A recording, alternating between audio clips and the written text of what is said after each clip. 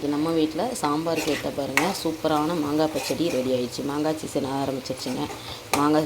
மாங்காய் பச்சடி வீடியோ போடுறேன், பார்த்துட்டு லிங்க் கொடுங்க எப்படி இருக்குன்னு. சூப்பராக இருக்கும். இது தயிர் சாதத்துக்குலாம் சூப்பராக இருக்குங்க.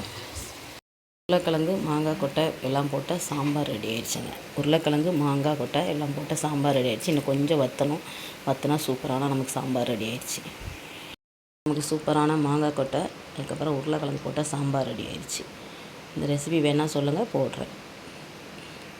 சூப்பரான நம்ம வீட்டில் கம்மகம்மன் சாம்பாரும், அதுக்கப்புறம் பார்த்திங்கன்னா மாங்காய் பச்சடி, முருங்கைக்கீரை பொரியல் பார்த்துக்கோங்க. இன்றைக்கி ரசத்துக்கு மல்லி இலை போட்டுக்கலாம். கொஞ்சமாக மஞ்சத்தூள் சேர்த்துக்கிறோம். உப்பு சேர்த்துட்டேன். நல்லா நுரக்கட்டி வந்தோடனே அப்படியே இறக்கிடுங்க. கொதிக்க விடக்கூடாது. சிலர் கொதிக்க விடுவாங்க, நாங்கள் நுரக்கட்டி வந்தோடனே இறக்கிறோம். சரி, இப்போ நமக்கு சூப்பரான நுரக்கட்டினோடனே காட்டுறேன். இப்போ ரசம் சூப்பராக ரெடி ஆயிடுச்சு.